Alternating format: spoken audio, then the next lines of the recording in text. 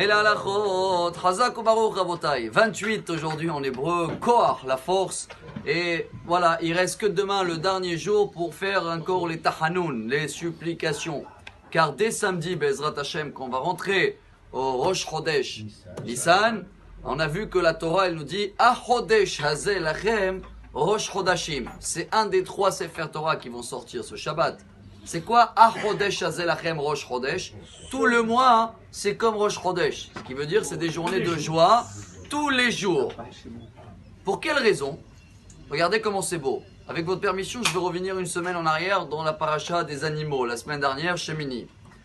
Là-bas, la Torah, elle cite que 3 animaux, qu'ils ont le sabot fondu, comme ça on appelle, mais ils n'ont pas le ruminé. Il n'y a que 3 dans le monde. Et la Torah, elle les cite, hein. Le chameau, le lapin et le lièvre, vous m'avez dit Arnevet. Ouais.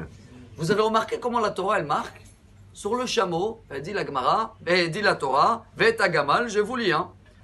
Et Agamal, qui ma'ale gerahu farsa enenu mafris. Il n'a pas le sabot fondu maintenant, mafris. Le lapin, Vet Ashafan, Ashparsa lo yafris. Il va jamais avoir les sabots fondus. On va parler en futur. Le chameau, on parle en présent, il n'a rien. Le lapin, il va jamais avoir le sabot fondu. Et le lièvre, au parsa, lo efrisa. Elle n'a jamais eu le sabot fondu. Ce qui veut dire, la Torah, elle va citer 3 mots différents. Un, il n'a pas eu, un, il n'en a pas, et un, il ne va pas y avoir. De là, on apprend d'abord, pour que quelqu'un ou quelque chose devienne impur, il faut regarder son passé, son présent et son futur. Que comme ça, je peux juger quelqu'un qui n'est pas bien. Et comme le futur, on ne le connaît pas, alors je ne peux jamais dire sur quelqu'un, celui-là, il n'est pas pur.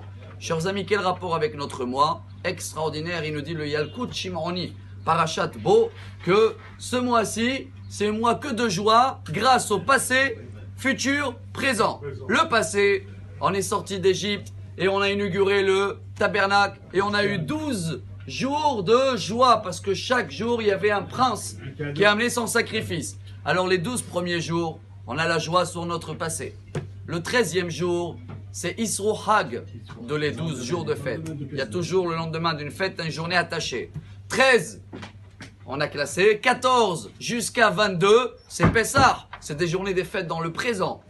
Et de 22, chers amis, jusqu'à la fin, les 7 derniers jours, ce sera des journées de joie dans le futur, car elle dit la Gemara, Benissan igalo, ou Benissan atidin legael. Comme on a été délivré à Nissan, on sera délivré à Nissan, mais comme tout le mois il est pris dans la joie, où on va garder les 7 jours d'inauguration du 3e temple, et bien pour la fin. Regardez comment on va utiliser le passé, le futur et le présent pour avoir de la joie, et comment on va utiliser le passé, le futur et le présent pour avoir quelque chose qui est impur. Dans ce cas-là, si on arrive à faire le lien et comprendre toujours comment il faut calculer, comment il faut juger, eh ben on a une garantie d'avoir une journée remplie de force, un mois rempli de joie et une journée excellente. Amar Rabbi Elazar, Amar Rabbi Hanina.